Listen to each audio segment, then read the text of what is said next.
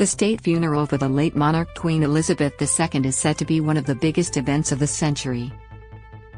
Millions of people have been paying their respects to our longest reigning queen, who died just over a week ago aged 96.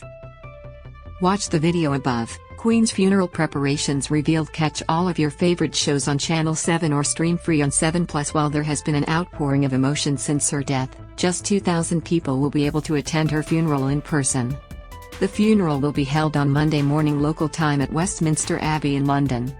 Although the royal palace has not released an official guest list, invitations have been sent out, including to some Aussies. So, who gets to go? Royal attendees. The British royal family are, unsurprisingly, first on the guest list. Queen Elizabeth's 4 children, including King Charles III, will attend with their spouses.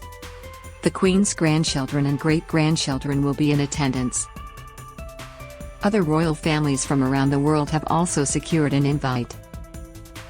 Denmark's Queen Margrethe, Crown Prince Frederik and Australian-born Crown Princess Mary announced in a statement on their website they will be attending.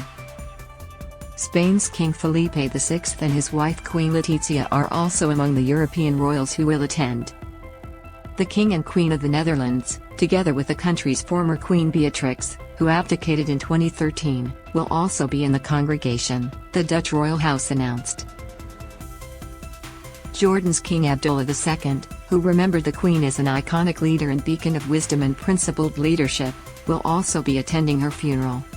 The Australians who will be going: Prime Minister Anthony Albanese, Governor-General David Hurley and Acting High Commissioner to the UK Lynn Atwood will represent the Australian government. They will be joined by 10 everyday Aussies as requested by the palace and chosen by Albanese. They include 2022 Australian of the Year recipients and represent each state and territory. They are Dylan Alcott, an Australian sporting hero and disability advocate who has won multiple Paralympic gold medals and 12 tennis Grand Slams, who was named 2022 Australian of the Year. Miriam Rose Ungun-Merbauman, a renowned Indigenous elder, artist, activist, writer and public speaker who was named 2021 Senior Australian of the Year. Danny Abdallah, the father of 3 children who were killed in a horrific car crash in February 2020, who founded I Forgive Foundation to increase community awareness of the power of forgiveness. Kim Smith, who oversaw the establishment of Reclaim, an organization providing sporting activities for street youth to become clean and who was named Tasmania Local Hero 2022. Saba Abraham, a refugee from Eritrea who has played a vital role in supporting other refugees in her community and who was named Queensland Local Hero 2022. Shanna Wan, who established Sober in the Country, a charity to offer peer support, advocacy and education, after her own journey to sobriety, and who was named 2022 Australian of the Year Local Hero. Dr. Trudy Lynn, who provides oral health care to people with disabilities and is the youngest of only 20 practicing specialists in Australia's special needs dentistry sector and who was named South Australia Young Australian of the Year 2022.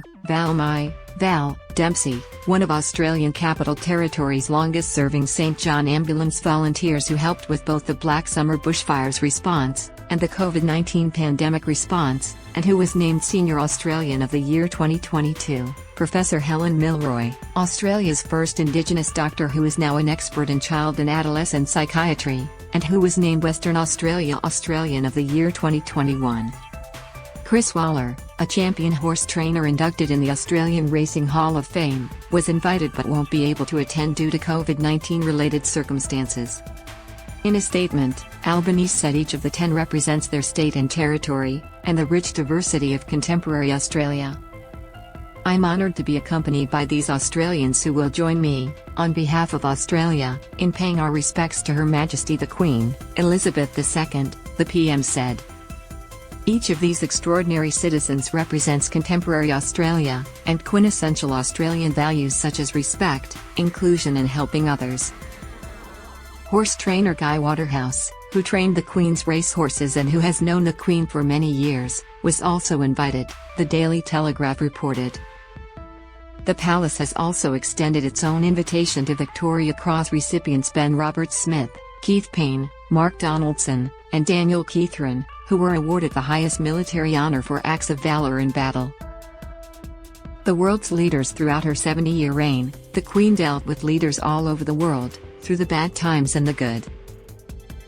Leaders of the 56 Commonwealth nations are expected to attend Elizabeth II's funeral. New Zealand's Prime Minister Jacinda Ardern, Canada's Prime Minister Justin Trudeau, and Jamaica's Governor-General Sir Patrick Allen are among those who have RSVP'd. U.S. President Joe Biden and First Lady Jill Biden scored 2 personal invitations, but were not told to form a U.S. delegation, Press Secretary Karine Jean-Pierre confirmed in a press briefing. This means it is unlikely that past presidents, including Donald Trump and Barack Obama, will have a seat in the service. The invite was for the President and the First Lady only, Jean-Pierre said.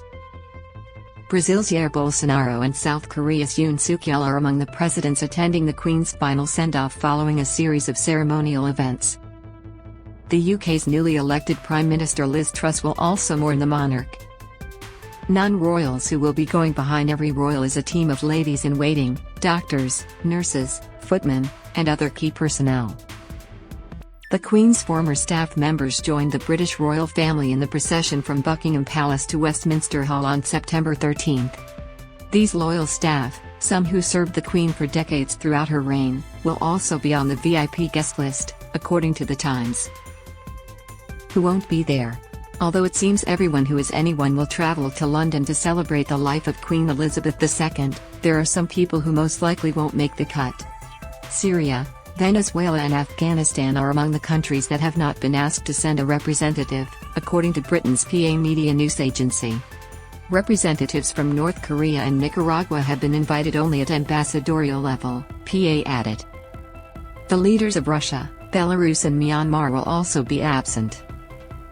Although Russian President Vladimir Putin did tweet his congratulations on King Charles III's ascension to the throne, diplomatic relations between the UK and Russia have all but collapsed since Russia's invasion of Ukraine, a senior UK government source told CNN on Tuesday.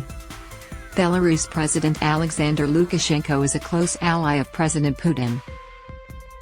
Myanmar will not be invited following a coup in the country last year. With CNN up, you can watch the funeral live on Channel 7, 7plus and 7 News.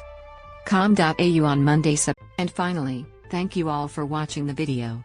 Please like and comment your opinion so we can discuss together. Don't forget to subscribe, press the bell to follow and update many other interesting news. See you in the next videos. Goodbye.